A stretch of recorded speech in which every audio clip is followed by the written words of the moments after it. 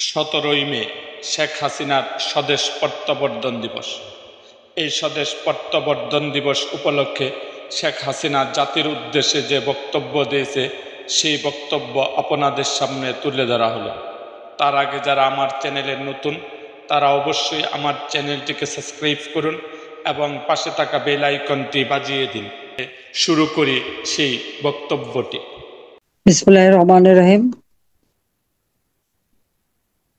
আজকে আবার আমরা আমাদের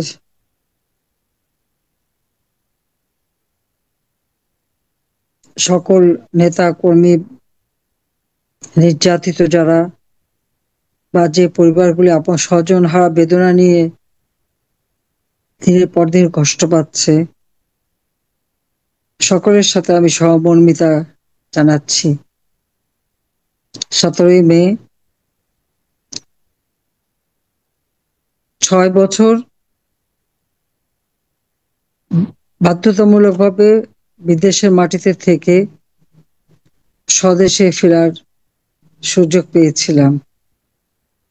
ফিরে এসেছিলাম স্বজন হারা বেদনা নিয়ে। মাত্র 15 দিন আগে বিদেশে গিয়েছিলাম আমি, আমার ছোট বোন আর আমার 2 বাচ্চা নিয়ে। আর 15 দিনের মাথায় 1975 সালের 15ই আগস্ট বাবা, মা, ভাই সবাইকে হারালাম। ঘাতকের নির্মম বুলেট কেড়ে নিল আমার বাবা, জাতির পিতা বঙ্গবন্ধু শেখ মুজিবুর রহমানকে। তিনি বাংলাদেশের রাষ্ট্রপতি ছিলেন। কি অপরাধ ছিল আমার মায়ের আমি জানি না। আমার মাকে নির্মম ভাবে গুলি করে হত্যা করলো আমার ছোট 3 ভাই, মুক্তিযোদ্ধা ক্যাপ্টেন শেখ কামাল এবং তার স্ত্রী সুলতানা কামালকে। আমার আরেক ভাই মুক্তিযোদ্ধা লেফটেন্যান্ট শেখ জামাল এবং তার স্ত্রী পারভিন জামাল রোজিকে। আমার ছোট ভাইটি রাসেল, মাত্র 10 বছর বয়স, তাকেও নির্মমভাবে সকলের শেষে হত্যা করে। আমার একমাত্র চাচা শেখ আবু নাসের পঙ্গু ছিলেন, তিনিও মুক্তিযোদ্ধা ছিলেন, তাকে হত্যা করে। আমার বাবা মিলিটারি সেক্রেটারি, রাষ্ট্রপতির military secretary brigadier Jamil Uddin এবং পুলিশ অফিসার সিদ্দিকুর রহমানকে হত্যা করে। এই একই দিন আমার মেজ ফুপুর বাড়িতে আক্রমণ করে মুক্তিযোদ্ধা শেখ ফজলুল হক মনি এবং তার অন্তঃসত্ত্বা স্ত্রী আরজু মনিকে হত্যা করে। আমার সেজু ফুপুর বাড়িতে আক্রমণ করে, সেখানেও মুক্তিযোদ্ধা সংগঠক আব্দুল হাসান নিয়াবাত, আমার ফুপা, তার 10 বছরের ছেলে আরিফ, 13 বছরের মেয়ে বেবি এবং 4 বছর নাতি আবুল হাসান আব্দুল্লাহর ছেলে, তাকে নির্মমভাবে হত্যা করে মুক্তিযোদ্ধা সাংবাদিক শহীদ সানিয়াবাদ এবং সাংস্কৃতিক কর্মী রেন্টুকে এবং এই বাড়িতে কাজের লোকজন সহ অনেক মানুষ। 15ই আগস্টে যারা শাহাদাত বরণ করেছেন তাদের আত্মার মাগফিরাত কামনা করি। আমি যেদিন দেশ থেকে জার্মানিতে যাই 30শে জুলাই 1975 সাল, কামাল, জামাল, রাসেল এবং সুলতানা কামাল, খুকি, রোজি সবাই এয়ারপোর্টে ছিল। আমাদেরকে সেই দিন এয়ারপোর্টে পৌঁছে দেয়। আর যখন আমি ফিরে আসি সেই 1981 সালের 17ই মার্চ, সেদিন এয়ারপোর্টে হাজার হাজার মানুষ, সে লাখো মানুষের ভিড়ে আমার 2 চোখ খুঁজে বেড়াচ্ছিল আবার আপন মুখগুলি দেখার জন্য, যাদেরকে এয়ারপোর্ট এখানে আমি ছেড়ে গিয়েছিলাম, কিন্তু আমি তাদের দেখতে পাইনি। আকাশে প্রচন্ড ঝড়, মুষলধারে বৃষ্টি, তারই মধ্যে হাজার মানুষ।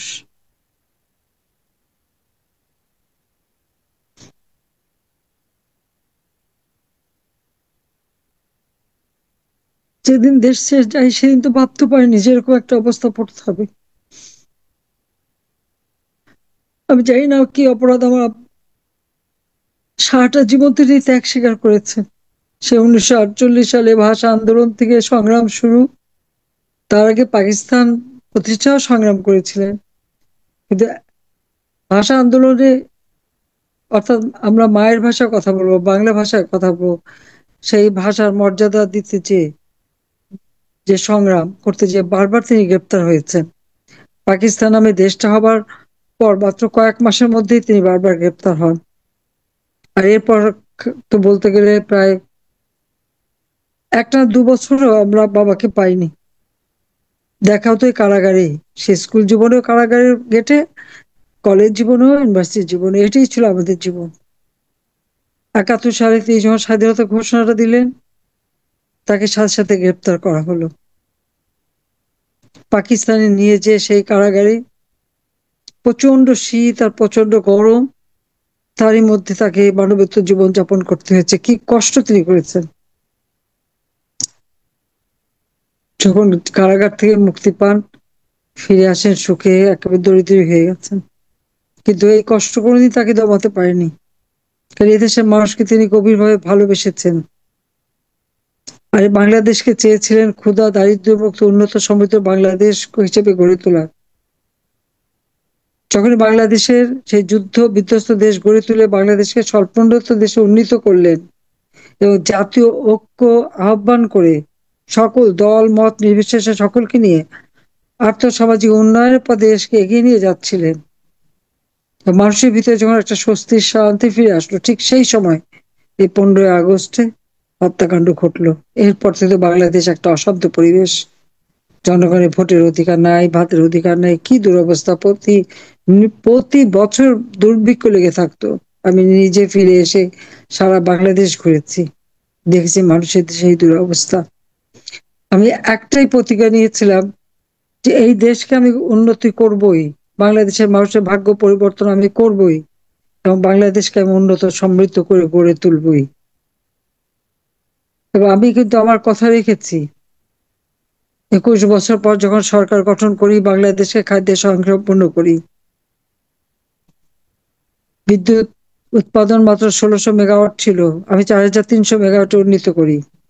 40 লক্ষ মেট্রিক টন খাদ্য ঘাটতি ছিল, সেই ঘাটতি পূরণ করে বাংলাদেশের খাদ্যে স্বয়ংসম্পূর্ণ করি এবং দুস্থ সাধারণ মানুষ, কর্মহীন, প্রতি মাসে 30 কেজি করে চাল বিনামূল্যে তাদের আমরা বিতরণ করা শুরু করি। তাছাড়া বয়স্ক ভাতা, বিধবা ভাতা, প্রতিবন্ধী ভাতা, মাতৃত্বকালীন ভাতা, বিভিন্ন ভাতার মাধ্যমে আমাদের সকল মানুষকে সাহায্য সহযোগিতা করা। যাদের ঘর বাড়ি নাই, সেই আশ্রয় প্রকল্পের মাধ্যমে তাদের বিনামূল্যে 2 কাঠা জমি এবং ঘর করে দেওয়া কাজ শুরু করি, যেন একটা মানুষের ঠিকানাবিহীন না থাকে। যাদের কুড়ি ঘর ছিল, তাদের অন্তত পক্ষে একটা টিনের ঘর আমরা দেওয়া শুরু করি। ছেলে মেয়েদের লেখাপড়ার জন্য সব রকম ব্যবস্থা আমরা নেই, বিনামূল্যে বই দেওয়া এবং সেই সাথে বৃত্তির ব্যবস্থা করা। প্রত্যেকে প্রাইমারিতে মায়ের নামে বৃত্তির টাকা যেত। যখন আমি শুরু করি, অনেক মায়ের অনেক মায়ের কাছে কিন্তু মোবাইল ফোন ছিল না তখন। 20 লক্ষ মার মোবাইল ফোন ছিল না। সেই মোবাইল ফোন আমি তাদেরকে কিনে তাদের নামে সন্তানের জন্য টাকা পাঠানো শুরু করলাম। ঠিক এইভাবে চিকিৎসা সেবা মানুষের দৌড় পৌঁছে দেওয়ার জন্য কমিউনিটি ক্লিনিক নির্মাণ করে একেবারে ঘরের কাছে দৌড়গোড়ায় চিকিৎসা ব্যবস্থা এবং বিনামূল্যে ঔষধ দেওয়া, মাতৃত্বকালীন সেবা, ডায়াবেটিস এবং উচ্চচাপ, রক্তচাপ থেকে শুরু করে বিভিন্ন রোগের চিকিৎসা করা, বাচ্চাদের দেখা, এই সমস্ত কাজগুলি আমরা করেছি। বিনামূল্যে চোখের ছানি অপারেশন থেকে শুরু করে কি না করে দিয়েছে। এই দেশটাকে উন্নতভাবে গড়ে তোলার সার্বিক ব্যবস্থা নিয়েছে। কৃষকদের ভর্তুকি দেওয়া, সেচের ব্যবস্থা করা, সারের দাম কমিয়ে দিয়ে গবেষণা করে করে উন্নত জাতের ধান বীজ, তরকারি, শস্য বীজ সবকিছু উৎপাদন যাতে বাড়ে তার ব্যবস্থা করি। মাত্র 79 লক্ষ মেট্রিক টন খাদ্য উৎপাদন হতো, 40 লক্ষ মেট্রিক টন খাদ্য ঘাটতি ছিল। সেখানে আরো 1 কোটির উপর বেশি, কোটি মানে মেট্রিক টন খাদ্য উৎপাদন বৃদ্ধি করে আমরা 1,69 লক্ষ মেট্রিক টন খাদ্য উৎপাদন আমরা বাড়াই। এবং খাদ্য নিরাপত্তা দেওয়ার জন্য সেই ব্যবস্থা আমি নিয়েছি। আমরা প্রত্যেকটা মানুষের জীবন মান যাতে উন্নত হয় তার ব্যবস্থা করেছি। কর্মসংস্থান বৃদ্ধির জন্য কর্মসংস্থান ব্যাংক করে দিয়েছি, যে ব্যাংকের থেকে আমাদের যুব সমাজ বিনা জামানতে ঋণ নিতে পারে। বর্গা চাষীদের জন্য বিনা জামানতে কৃষি ঋণের ব্যবস্থা করে দিয়ে কৃষি ব্যাংকের মাধ্যমে আমাদের যুব সমাজকে কম্পিউটার শিক্ষা এবং কম্পিউটার শেখানোর জন্য আমরা বিভিন্ন কার্যক্রম চালাই। বাংলাদেশে কোনো মেডিকেল বিশ্ববিদ্যালয় ছিল না। মেডিকেল বিশ্ববিদ্যালয় একটা মাত্র, কৃষি বিশ্ববিদ্যালয় ছিল। কৃষি বিশ্ববিদ্যালয় কয়েকটা আমরা নির্মাণ করি এবং গবেষণার উপর গুরুত্ব দিই। এই গবেষণার ফলে তরি তরকারি, শাক সবজি, আমাদের দানাদার শস্য সবকিছু উৎপাদন বাড়ে। প্রায় 4 কোটির উপর দানাদার শস্য আমরা উৎপাদন করি। এখন মানুষের কোনো খাদ্য অভাব যাতে না থাকে সেটা আমরা নিশ্চয়তা দিই। রাস্তাঘাট, পুল, ব্রিজ, বড় বড় নদী হচ্ছে যমুনা নদীর উপর সেতু থেকে শুরু করে রূপসা নদীর উপর সেতু, বিভিন্ন সেতু, শিকারপুর, দ্বারিকা, গাবখান, ধরলা, বিভিন্ন সেতু নির্মাণ করে যোগাযোগ ব্যবস্থার উন্নতি করি। আন্তর্জাতিক বিমানবন্দর আরো দুটো, সিলেট এবং চট্টগ্রামে দুটো আন্তর্জাতিক বিমানবন্দর নির্মাণ করি। অর্থাৎ আধুনিক প্রযুক্তি ব্যবহার করা এবং মানুষের জীবন মান উন্নত করা এবং গ্রাম পর্যায় পর্যন্ত মানুষের যাতে উন্নতি হয় সেই ব্যবস্থাটা আমরা করে দিয়েছিলাম। বাংলাদেশের জন্য স্বর্ণযুগ ছিল। 2001 সালে আমার গ্যাস আমি বিক্রি করতে রাজি হইনি বলে আমি ক্ষমতা আসতে পারিনি। খালেদা যে গ্যাস বিক্রি করবে সে মুচলেখা দিয়েছিল, স্বাভাবিকভাবে সে ক্ষমতা এসেছিল। কিন্তু জামাত বিএনপি ক্ষমতা এসে যেভাবে অত্যাচার নির্যাতন শুরু করে, আমাদের উপর গ্রেনেড হামলা কি না করেছে তারা, তারপর লুটপাট, জঙ্গি সৃষ্টি করা, 500 জায়গায় একসাথে বোমা হামলা, কিবরিয়া সাহেব, মঞ্জুরুল ইসলাম সহ মমতাজ, আমাদের বহু নেতাকর্মীকে হত্যা করা, এইভাবেই কিন্তু চলে। আর আমরা মানুষের জীবনে শান্তি নিরাপত্তার ব্যবস্থা করি। এমার্জেন্সি হয় আমাকেই প্রথম গ্রেপ্তার করে, আমি ঘাবড়াইনি। বারবার গ্রেপ্তার হয়েছে, 83 সালে, 85 সালে, 87 সালে, 90 সালে, কতবার আমাকে গ্রেপ্তার করেছে, বন্দি করেছে, ডিজাইফার অফিসে নিয়ে গেছে। এগুলি সবই সহ্য করেছি। শুধু আমার আব্বার কথা চিন্তা করেছি যে না, বাংলাদেশকে উন্নত করবোই। এবং 2008-এর নির্বাচনে আওয়ামী লীগ এককভাবে 233টা সিট পায়, আর বিএনপি জামাত জোট মিলে 20 দলীয় জোট পেয়েছিল মাত্র 29টা সিট। তারপর থেকে ষড়যন্ত্র শুরু। এই ষড়যন্ত্রের বারবার এই ষড়যন্ত্র মোকাবেলা করেছি। বিডিআর অভ্যুত্থান, হত্যাকাণ্ড, নানা ধরনের ঘটনা, এই সবগুলি মোকাবেলা করে দেশকে আমরা এগিয়ে নিয়ে যাই উন্নয়নশীল দেশে। আজকে বাংলাদেশ উন্নয়নশীল দেশের মর্যাদা পেয়েছে। এটা আমাদের লক্ষ্য ছিল যে 2021 সাল পর্যন্ত আমরা প্রেক্ষিত পরিকল্পনা করি, আর সেই পরিকল্পনা মোতাবেক আমরা কাজ করতে শুরু করি। জাতিসংঘ কর্তৃক এমডিজি, সেটাও আমরা সফলভাবে বাস্তবায়ন করি। এবং এই 2021 সাল, 20 সালে জাতির পিতার জন্মশতবার্ষিকী, 21 সাল স্বাধীনতার সুবর্ণ জয়ন্তী আমরা যখন উদযাপন করি, ওই সময় কিন্তু বাংলাদেশ উন্নয়নশীল দেশের মর্যাদা পায়। এই উন্নয়নশীল দেশের মর্যাদা নিয়েই বাংলাদেশের অগ্রযাত্রা আমরা শুরু করি। বাংলাদেশ বিশ্বে উন্নয়নের রোল মডেল হিসেবে স্বীকৃতি পায়। বাংলাদেশ বিশ্বে উন্নয়নের বিস্ময় হিসেবে স্বীকৃতি পায়। দেশের মানুষের নিরাপত্তা এবং এই যে 2009 সাল থেকে 2024 সাল পর্যন্ত আমরা ক্ষমতায় ছিলাম, একদিকে জঙ্গি দমন করেছি, মানুষের জীবনের নিরাপত্তা নিশ্চিত করেছি, দেশের মানুষের জীবনে শান্তি নিরাপত্তা নিয়ে এসেছি।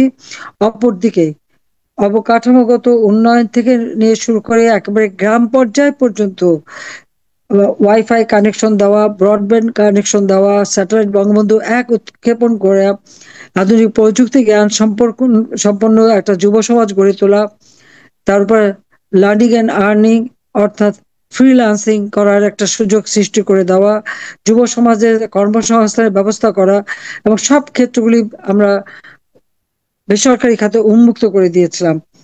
100টা অর্থনৈতিক অঞ্চল নির্মাণ করে দেশি বিদেশি বিনিয়োগ ধাপে ধাপে যাতে আসে সেই ব্যবস্থা করে দিয়েছি। 560টা মসজিদ এবং মডেল মসজিদ এবং ইসলামিক কালচারাল সেন্টার আমরা তৈরি করে দিই। প্রতি জেলায় জেলায় বিশ্ববিদ্যালয়, মেডিকেল কলেজ এবং ছেলেমেয়েদের পড়াশোনা এবং উচ্চশিক্ষার সুযোগ এবং বৃত্তি উপবৃত্তির মাধ্যমে সারা বিশ্বের বড় বড় জায়গায় যে বড় বড় ইউনিভার্সিটিতে যে জন্য আমাদের ছেলেমেয়েরা পড়তে পারে সেই সুযোগটা আমরা সৃষ্টি করে দিয়েছি। এদেশের তরুণ সমাজ শিক্ষার থেকে যাতে কোনো রকম বঞ্চিত না হয় সেই সুযোগ আমরা সৃষ্টি করি। 1975 সালে 15 আগস্টের পর যে সমস্ত শিক্ষা প্রতিষ্ঠান বিশ্ববিদ্যালয়ের সবসময় অস্ত্রের ঝনঝনানি ছিল, শুধু বোমা হামলা খুন খারাপি, আমরা প্রত্যেকটা জায়গায় ডিসিপ্লিন ফিরিয়ে আনি এবং লেখাপড়ার সেশন জট 6 বছর 7 বছরের সেশন জট ছিল, সেই সেশন জট থেকে মুক্ত করে ছেলেমেয়েরা যেন নিয়মিত পড়াশোনা করতে পারে এবং তাদের ট্রেনিং দেওয়া, দেশে বিদেশে কর্মসংস্থান যা হয় সেই ব্যবস্থা করি। বেকারত্ব আমরা কমিয়ে এনে মাত্র 3.7 ভাগে নামিয়ে এনেছিলাম। অর্থাৎ একটা দেশের সার্বিক উন্নয়নে যা যা করণীয় এর মধ্যে অনেক ঝামেলা আমাদের পোহাতে হয়, যেমন কোভিড-19 ধাক্কা, সেটাও আমরা সামাল দিই। অনেক ধনী দেশ যেখানে বিনা পয়সায় টেস্টিং এবং আহ, ইয়ে দেয়নি, তাদের ভ্যাকসিন দেয়নি, আমরা কিন্তু বিনা পয়সায় সবাইকে ভ্যাকসিন দেই, টেস্টিংটাও বিনা পয়সা করে দিই। সেটা ধনী দরিদ্র সকলের ক্ষেত্রে প্রযোজ্য। সেইভাবে মানুষের সেবা করা, মানুষের পাশে দাঁড়াই। দুর্ভাগ্যের বিষয় হলো চক্রান্ত তো পিছু ছাড়েনি, বারবার হত্যার চেষ্টা করেছে, বারবার বেঁচে গেছি। জানি না আল্লাহ রাবুল আলমিন কিভাবে কিভাবে আমাকে বাঁচিয়ে দিয়েছেন। বোধহয় বাঁচিয়ে দিয়েছেন এই জন্য যে আমি যা আমার বাবা মাকে হত্যা যারা করেছিল তাদের যাতে বিচার না হয়। জিয়াউর রহমান এবং প্রথমে মোস্তাক এবং তারপর জিয়াউর রহমান এটাকে ইনডেমনিটি দেয়, ইনডেমনিটি আইনও পাশ করে, তাদের বিরুদ্ধে মামলা করা যাবে না। অর্থাৎ আমি একটা নাগরিক, আমার বাবা মা ভাইকে হত্যা করছে, আমি কিন্তু বিচার চাইতে পারি নাই। বাংলাদেশে ফিরে এসে আমি যখন মামলা করতে গেছি, বলতে না এদের বিরুদ্ধে মামলা করা যাবে না। বিচারহীনতা এবং আইনের শাসন নেই, খুনিদের মদদ দেওয়া, এই তো ছিল বাংলাদেশের কালচার। আমি রাষ্ট্র ক্ষমতা পাওয়ার সাথে সাথে সেই আইন বাতিল করে দিয়ে সেই হত্যাকারীদের বিচার করি।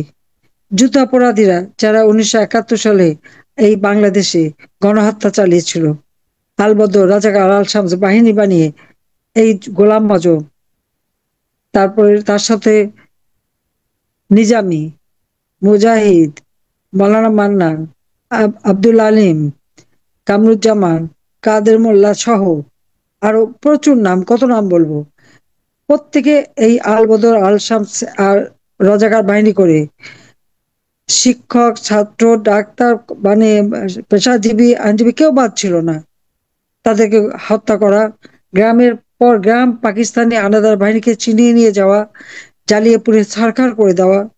বাংলাদেশে এমনও এলাকা আছে যেখানে শুধু বিধবার পল্লী, কোনো পুরুষ মানুষ বেঁচে নাই, পাকিস্তানি আনাদার বাহিনী আর এই রাজাকার বাহিনী মিলে সব জ্বালিয়ে শেষ করে দিয়েছে।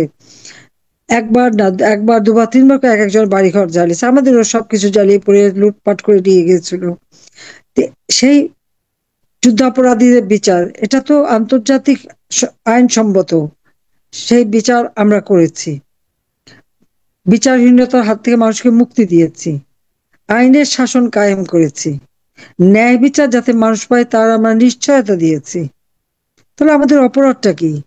এবং বাংলাদেশ যেভাবে উন্নত হচ্ছে, যারা একসময় শুধু ছিন্ন কাপড় পরে বসে থাকতো, অন্তত আমি সরকারে আসার পর যে পরিবর্তনটা এনেছিলাম সেখানে তো ওই রকম একেবারে ছিন্ন কাপড়, পায়ে পা খালি, মানে রাস্তাঘাটের অবস্থা খারাপ, মানুষের জীবন মানের কোনো মানে আসলে তাদের কোনো নিশ্চয়তাই ছিল না, ভবিষ্যৎ অন্ধকার। সেই অন্ধকার থেকে এই জাতিকে আলোর পথে যাত্রা আমি শুরু করি, প্রত্যেকের জীবন মান আমি উন্নত করি এবং প্রত্যেকের মানুষের ভিতরে একটা আত্মবিশ্বাস জেগে ওঠে, যেটা সব থেকে বেশি প্রয়োজন ছিল একটা দেশকে উন্নত করার। সেই আত্মবিশ্বাসটা সৃষ্টি করতে পেরেছিলাম। আমাদের যুব সমাজের যে মেধা, সেই মেধা যাতে আমাদের দেশে কাজে লাগে সেই ব্যবস্থা করেছি। পার্বত্য চট্টগ্রাম শান্তি চুক্তি করেছি, ভারতের সাথে আলোচনা সাপেক্ষ করে আমরা গঙ্গা পানি চুক্তি করে আমাদের ন্যায্য পানি আমরা আদায় করেছি। বিশাল সমুদ্র সীমা, এই সমুদ্র সীমা আমাদের যে অধিকার আছে, ওই 15 আগস্টের পরে যারা ক্ষমতা এসেছে তারা তো কোনোদিন কথা তোলেও নি। আমি সরকারে আসার পর যেটা আইন করে গিয়েছিলেন জাতির পিতা বঙ্গবন্ধু শেখ মুজিবুর রহমান 1974 সালে, মেরিটাইম ল, সেটা আমরা, যেটা জাতিসংঘ করেছিল 82 সালে, আর বঙ্গবন্ধু করেছিলেন 74 সালে, সেই আইনের আওতায় আমরা বিশাল সমুদ্র সীমা, একদিকে মিয়ানমার, একদিকে ভারত, তাদের কাছে আমরা অর্জন করি সমুদ্র সম্পদ আমাদের কাজে লাগানোর জন্য। সমুদ্রে আমরা তেল গ্যাস সার্ভে করার জন্য ব্লক তৈরি করি। আন্তর্জাতিক আমরা দরপত্র আহ্বান করেছিলাম যে এই সমুদ্র সম্পদ আমাদের অর্থনীতিতে কাজে লাগবে। সুনীল অর্থনীতি বিশেষ ব্যবস্থা আমরা হাতে নিয়ে নীতিমালা তৈরি করি, এবং আমরা সমুদ্র গবেষণা ইনস্টিটিউট তৈরি করেছি কক্সবাজারে। আমাদের চট্টগ্রাম বিশ্ববিদ্যালয়, ঢাকা বিশ্ববিদ্যালয় এগুলো সমুদ্রের উপর পড়াশোনা করা। আমাদের আকাশ গবেষণা, সিভিল এভিয়েশন, এবং আমরা এখানে যেসব এলাকা একেবারে আমাদের ছিল, মানে অবহেলিত, যেমন লালমনিরহাট, সেখানে এয়ারোস্পেস এবং এভিয়েশন ইউনিভার্সিটি করে দিয়েছি, যেন আমাদের ছেলে মেয়েরা এর উপর গবেষণা করতে পারে। তার ব্যবস্থা করা। কুড়িগ্রামে কৃষি বিশ্ববিদ্যালয়, নবাবগঞ্জে কৃষি বিশ্ববিদ্যালয় থেকে শুরু করে সরকারি বেসরকারি ভাবে প্রত্যেক জেলায় জেলা করে উচ্চশিক্ষার সুযোগ সৃষ্টি করেছি। প্রায় 44,000 মতো নার্স নিয়োগ দিয়েছি, 22,000 ডাক্তার নিয়োগ দিয়েছি। সরকারি চাকরিতে আমাদের ছেলেমেয়েরা যেন মেধা নিয়ে আসতে পারে, প্রতি বছর নিয়মিত পাবলিক সার্ভিস কমিশনে পরীক্ষা হয়েছে, চাকরির সুযোগ করে দিয়েছি। আমাদের প্রতিটি বাহিনী, সশস্ত্র বাহিনী স্বাধীনতা সার্বভৌমত্ব রক্ষার প্রতীক। তাছাড়া জাতিসংঘ শান্তিরক্ষা মিশনে এরা কাজ করে। তাদের এই শান্তিরক্ষা মিশনে যেতে হলে ট্রেনিং এর দরকার, সেই বিপস ট্রেনিং সেন্টার করে দিয়েছি। তাদেরকে সব ধরনের ট্রেনিং যাতে তারা নিতে পারে, উচ্চমান সম্পন্ন ট্রেনিং। এমনকি আমাদের সেনাবাহিনী এবং এবং তাছাড়া সিভিল প্রশাসন, একেবারে যারা একেবারে নিম্ন পর্যায় থেকে উচ্চ পর্যায় পর্যন্ত প্রত্যেকেরই যেমন পদবিটা আধুনিক করে দেওয়া, ট্রেনিং এর ব্যবস্থা করা, এবং তাদের মানসম্মত জীবনযাপন যাতে করতে পারে, আবাসন সুবিধা সৃষ্টি থেকে শুরু করে সব ধরনের সুযোগ সুবিধা, ছেলে মেয়েদের পড়াশোনার ব্যবস্থা সবই করে দিয়েছি। কোনো দিকে তো এতটুকু কার্পণ্য করি। বাংলাদেশে যারা অনগ্রসর জাতি, যেমন পার্বত্য চট্টগ্রাম শান্তি চুক্তি করেছি, শান্তি চুক্তি করার পরে সেখানে আহ, ব্যাপক উন্নয়ন করা হয়েছে। একই দিন আমি 45টা ব্রিজ উদ্বোধন করেছি। এভাবে আমরা সমস্ত ক্ষেত্রে মানুষের জন্য কাজ করে গেছি। তা আমাদের অপরাধটা কোথায়? কিসে অপরাধ ছিল যে আমার সরকারকে উৎখাত করে একেবারে যেন দেশকে কোথাও উন্নতি করে ফেলবে? আজকে কি উন্নতি করেছে? মানুষের জীবনের নিরাপত্তা আছে? নাই। মানুষের ভাগ্য নিয়ে তো এখন ছিনিমিনি খেলা হচ্ছে। একের পর এক আওয়ামী লীগের নেতা কর্মীকে হত্যা করা হচ্ছে, গ্রেপ্তার করা হচ্ছে, নির্যাতন করা হচ্ছে, কুপিয়ে কুপিয়ে মানুষ হত্যা করা। পুলিশ, আওয়ামী লীগের নেতা কর্মী, আমাদের সহযোগী সংগঠনের নেতা কর্মী, মুক্তিযোদ্ধা এবং মুক্তিযোদ্ধা পরিবার, স্বাধীনতা সপক্ষ শক্তি, 14 দলীয় জোটের নেতা কর্মী, আইনজীবী, ডাক্তার, সাংবাদিক, পেশাজীবী, ছাত্র, শিক্ষক, তাদেরকে যে একের পর এক সেই জুলাই মাসের 2024 সালের জুলাই মাস থেকে হত্যা করা হলো। কারা করেছে এই হত্যা? এই হত্যা তো এই যে অবৈধভাবে জঙ্গিদের সাথে নিয়ে যে ক্ষমতা দখল করেছে ডক্টর ইউনূস, আর যাকে আরো বেশি মদত দিয়েছে বিএনপি জামাতরা, আজকে ক্ষমতায় বসার পর তার কাজটা কি? সে তো ক্ষমতা ভোগ করা, অর্থ বানানো, অর্থ পাচার সব করে যাচ্ছে। আর বিএনপি কি করছে? বিএনপি সমন্বয়ক এবং জামাত মিলে সমগ্র বাংলাদেশে আওয়ামী লীগের অগণিত নেতা কর্মী, তাদেরকে হত্যা করা, তাদের নির্যাতন করা, তাদের উপর নানা ধরনের টর্চার করে যাচ্ছে। চাকরিরত অবস্থায় শত শত অফিসার, তাদের বিরুদ্ধে মিথ্যা মামলা, তাদেরকে গ্রেপ্তার করা, সামরিক এবং অসামরিক সর্বক্ষেত্রেই কিন্তু এই ঘটনা তারা ঘটাচ্ছে। আওয়ামী লীগ করে দেখে যেন বিরাট অপরাধী, আর আমাকে বানিয়েছে স্বৈরাচার। আমার প্রশ্ন, আমি কি স্বৈরাচারী কাজ করেছি? মানুষকে খাদ্য নিরাপত্তা দেওয়া স্বৈরাচারী কাজ? জঙ্গি দমন করা? হ্যাঁ, একটা বলতে পারে জঙ্গি দমন করেছি। জঙ্গি কেন দমন করেছি? ওই একটা জঙ্গি যে 100 লোককে হত্যা করে শুরু করেছিল, হলিউডে 29 জন মানুষকে হত্যা করেছে। জাপানিজ, ইটালি, আমাদের প্রতিবেশী দেশের মানে বিশেষ করে শ্রীলঙ্কা, এরকম বহু নাগরিককে তারা হত্যা করেছে। তো সেগুলি আমরা গ্রেপ্তার করব না? হ্যাঁ, ডক্টর ইউনূস ক্ষমতা আসার পর সমস্ত জঙ্গিদের কারাগার থেকে মুক্তি দিয়ে দিয়েছে। তো জঙ্গিদের ধরা যদি অপরাধ হয়, সেই অপরাধ এটা হলো কিনা বাংলাদেশের জনগণ আপনারা বিচার করেন। আপনারা বিচার করেন। আপনার জীবনের শান্তি নিরাপত্তা তো নিশ্চিত করেছিলাম। আমাদের মা বোনেরা তো রাত্রি 10টা 11টা 12টার সময়ও তো বাড়ি যেতে পারতো। কারো তো সারাক্ষণ আতঙ্কের মধ্যে বাস করতে হতো না। কিন্তু এই জুলাই মাসের 7 তারিখ থেকে কোটা আন্দোলন, কোটা তো ছিল না। এবং এই ছাত্ররা যখন আন্দোলন করছে, 7 থেকে 14 তারিখ পর্যন্ত কি তাদের গায়ে পুলিশ কোনো হাত দিয়েছে? কিচ্ছু করেনি। কিন্তু তারা কি করেছে? সে বিটিভি ভবন থেকে শুরু করে একটার পর একটা সমস্ত ভবনগুলিতে আগুন দেওয়া, পুড়িয়ে ফেলা, মেট্রো রেলে আগুন, এক্সপ্রেসওয়েতে আগুন, জ্বালাও পোড়াও সব। এমনকি বঙ্গবন্ধু স্মৃতি জাদুঘর, ওই সম্পত্তি আমি আর রেহানা তো ভোগ করতে চাইনি। আমরা তো এটা জনগণকে দান করে দিয়েছিলাম। কারণ যে বাড়ি থেকে আমার বাবা স্বাধীনতার ঘোষণা দিয়েছেন, আর যে বাড়িতে আমার মা বাবা সব ঘাতকের নির্মম বুলেটে শাহাদত বরণ করেছেন, আমরা এই বাড়িটি জনগণের বাড়ি, সেটা আমরা ট্রাস্ট করে জনগণকে দিয়ে দিয়েছিলাম। আজকে সেই জাদুঘরটা আগুন দিয়ে পুড়িয়েছে, ট্রাস্ট অফিস আগুন দিয়ে পুড়িয়েছে। ধানমন্ডিতে একেবারে সেই 9টা বাড়ি এক লাইনে আগুন দিয়ে পুড়িয়েছে। এমনকি ফ্রান্সের প্রেসিডেন্ট যেখানে গিয়ে যে বাড়িটা গিয়েছিলেন জলের গান, সে আনন্দের গান শুনতে, সেটাও পুড়িয়ে দিয়েছে। আর আমাদের আওয়ামী লীগের নেতাকর্মী ইউনিয়ন, উপজেলা, জেলায় কারো তো ঘর বাড়ি নাই। প্রথমে লুটপাট, তারপর আগুন দিয়ে পুড়ে দেওয়া, কুপিয়ে মানুষ মারা। আর মামলা প্রায় 70,000 80,000 মামলা দিয়েছে। আসামি 4-5 লাখের কম না। অজ্ঞাতনামা তো হিসাব করলে আরো বেশি। দেশের মানুষকে খাদ্য নিরাপত্তা দেওয়া, বিনামূল্যে চিকিৎসা দেওয়া, দেশের মানুষের সার্বিক আর্থসামাজিক উন্নতি করা, দারিদ্র্য বিমোচন করা, এটাই কি অপরাধ? মাতৃমৃত্যু হার কমিয়েছে, শিশু মৃত্যু হার কমিয়েছি, মানুষের আয়ুষ্কাল বৃদ্ধি করেছে, সাক্ষরতার হার 45 ভাগ থেকে 78.8 ভাগে উন্নীত করেছে। এটাই কি অপরাধ?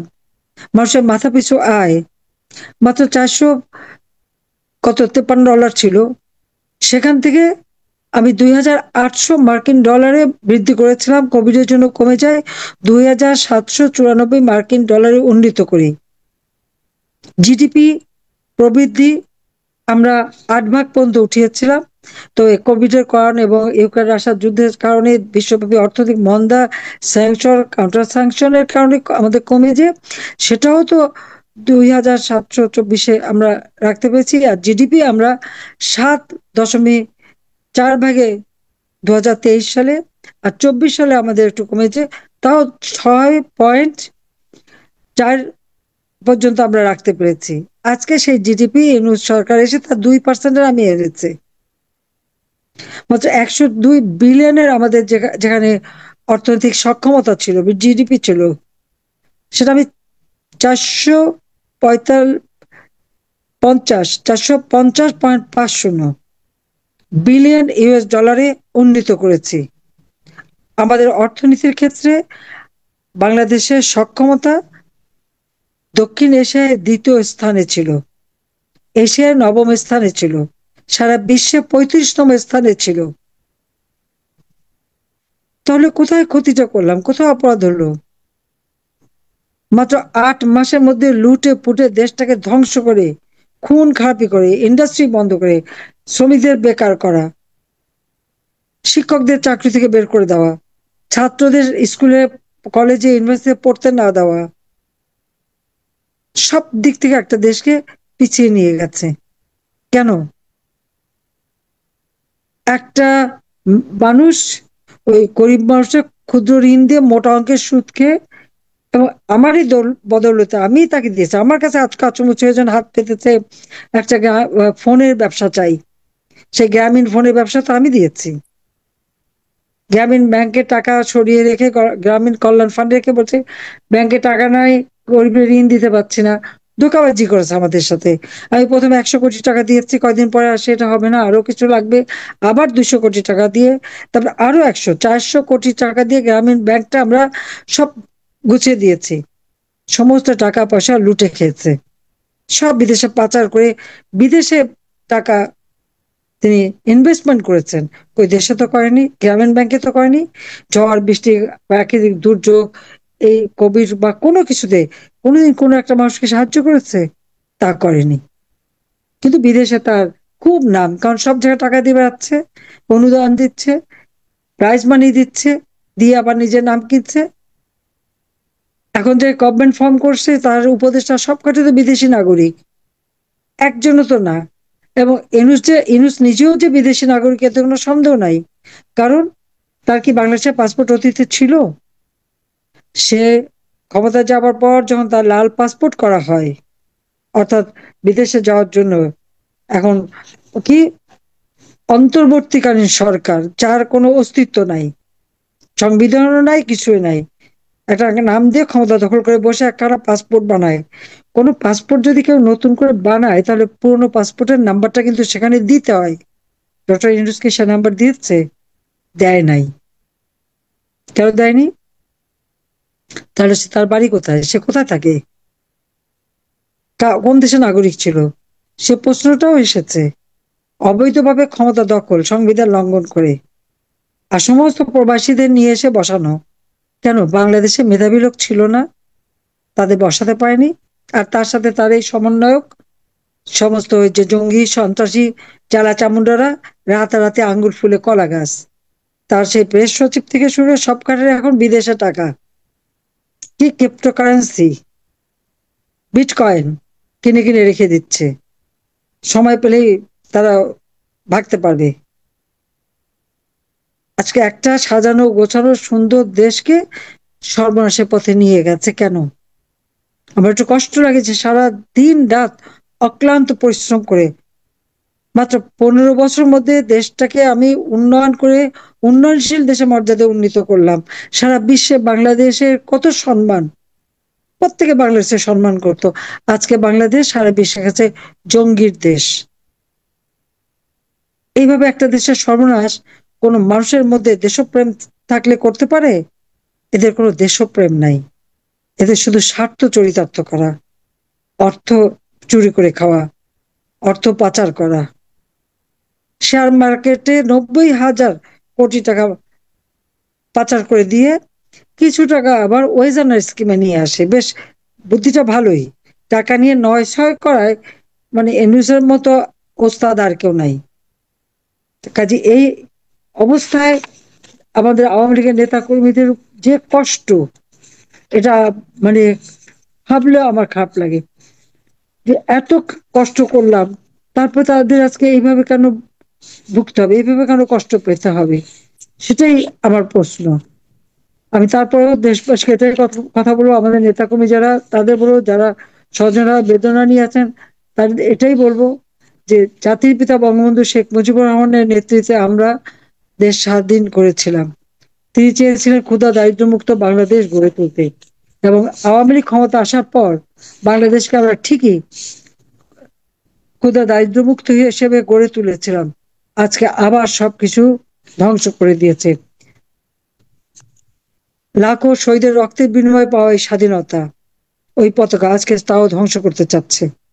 স্বাধীনতার পর যে সংবিধান জাতির পিতা দিয়েছিলেন, সেই সংবিধান পর্যন্ত বাতিল করার চক্রান্ত করছে।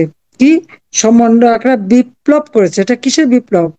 এটা তো সন্ত্রাসী কর্মকাণ্ড এবং গভীর চক্রান্ত। আজকে তো একে একে সব বেরোচ্ছে। ওই যে আজকেও একজন বলেছে কি, আহ বিটিভিতে আগুন দেওয়া, মেট্রো রেলে আগুন দেওয়া সব নাকি তারা করেছে, বিএনপি করেছে, বিএনপি তাদের সাথে যোগ দিয়েছে।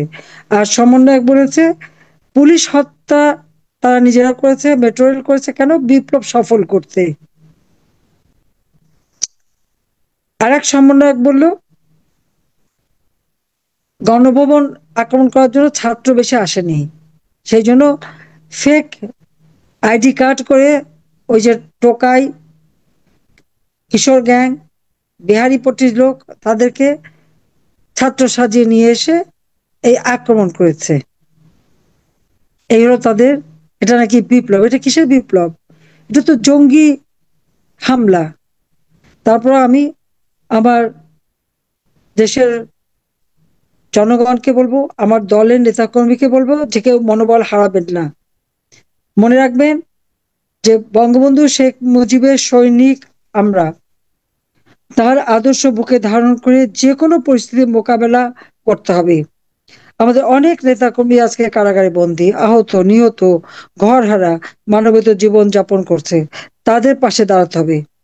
মাঠ পর্যায়ে সংগঠনকে আরো শক্তিশালী করতে হবে। সকল ভেদাভেদ ভুলে ঐক্যবদ্ধ হতে হবে, যাতে এই অবৈধ জঙ্গি এনুসকে হটিয়ে দেশের মানুষকে মুক্তি দেওয়া যায়। আওয়ামী লীগের মাধ্যমে মাতৃভাষার কথা বলার অধিকার, স্বাধীনতা অর্জন, উন্নয়নশীল দেশের মর্যাদা পেয়েছি আমরা।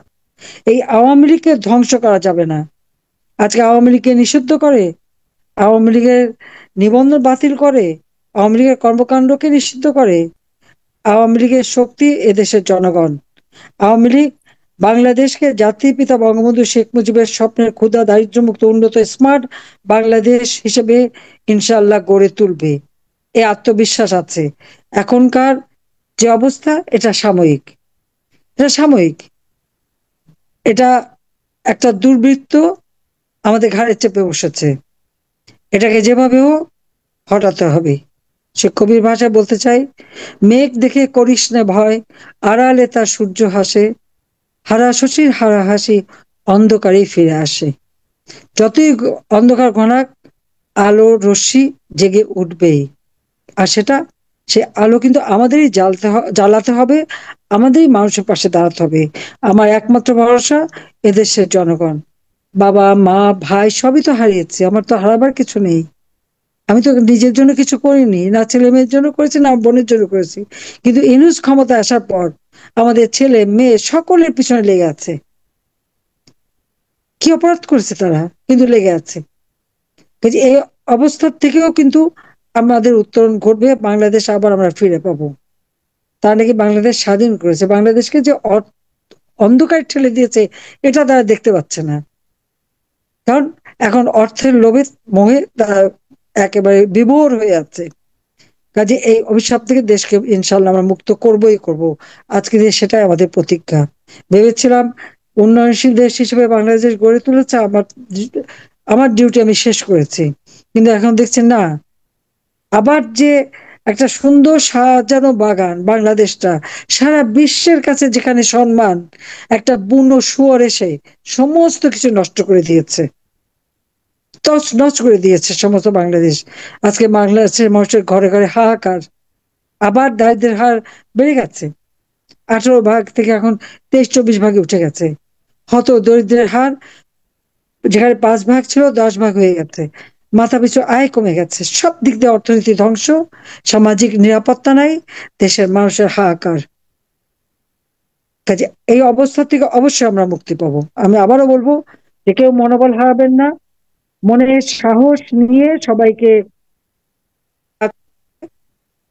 দাঁড়ালে আপনারা দেখবেন বিজয় জনগণের হবে, জনতার জয় হবে। সবাইকে ধন্যবাদ দিচ্ছি।